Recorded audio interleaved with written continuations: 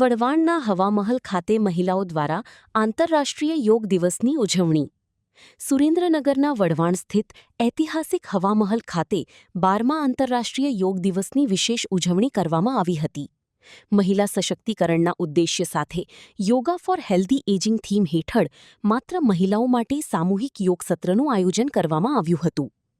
કાર્યક્રમમાં મોટી સંખ્યામાં બહેનોએ ભાગ લઈ વિવિધ યોગાસન, પ્રાણાયામ અને ધ્યાનની પ્રક્રિયાઓ કરી સ્વાસ્થ્યનો સંદેશ આપ્યો હતો. યોગ કોચ સાઇનાબેન ચામડિયા તેમજ ટ્રેનર્સ વર્ષાબેન પટેલ, નમ્રતાબેન પટેલ અને ઈલાબેન ખવા દ્વારા મહિલાઓને યોગ પ્રોટોકોલ મુજબ આસન, પ્રાણાયામ અને ધ્યાન કરાવવામાં આવ્યું હતું. રિપોર્ટ મીનહાજ મલિક, સુરેન્દ્રનગર.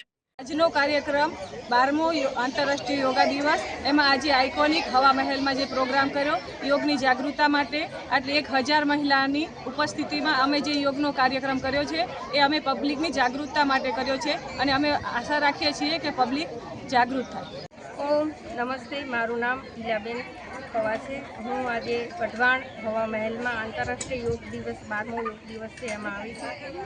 યોગ બહુ સરસ કાર્યક્રમ થયો. અહીંયા ઘણા લોકોએ અહીંના મહાનગરપાલિકાના સભ્યોએ બધા સદસ્યોએ ભાગ લીધો. મારી સાથે મારી યોગ ટીમ, યોગ કોચ સાઇનાબેન, યોગ ટ્રેનર અને વર્ષાબેન પટેલ અને નમ્રતાબેન પટેલ પણ મારી સાથે હતા. તેમણે પણ યોગ માટે સરસ કાર્યક્રમમાં ભાગ લીધો.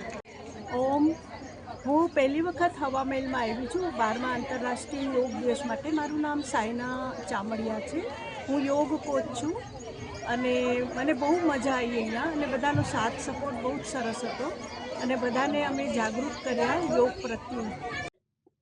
આજે વિશ્વ યોગ નિમિત્તે સુરેન્દ્રનગર મહાનગરપાલિકા દ્વારા હવામહેલ વઢવાણ ખાતે યોગ દિવસ નિમિત્તે એક સુંદર આયોજન કરવામાં આવ્યું છે, જે 1000 કરતાં પણ વધારે બહેનો આઇકોનિક ડ્રેસમાં એજરી, જે કે વૃદ્ધ નથી છતાં પણ એકદમ સરસ રીતે આ યોગને સમજી શકે અને એના પોતાના સ્વાસ્થ્ય માટે આ યોગ જરૂરી છે, એના માટે હવામહેલ ખાતે સુરેન્દ્રનગર દ્વારા સુંદર આયોજન કરવામાં આવ્યું છે.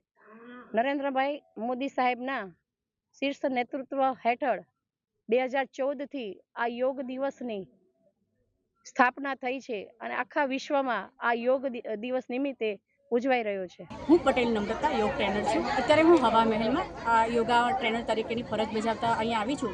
પણ મારા તરફથી જે મેં યોગ કરાવ્યા છે, પ્રાણાયામ આપ્યા, એમાંથી મને એટલી ખબર પડી કે એ લોકોને ખૂબ મજા આવી અને રિયલમાં આપણે જોઈએ તો યોગ એ શું છે અને પ્રાણાયામ છે એ યોગનું હાર્ટ છે, હૃદય છે.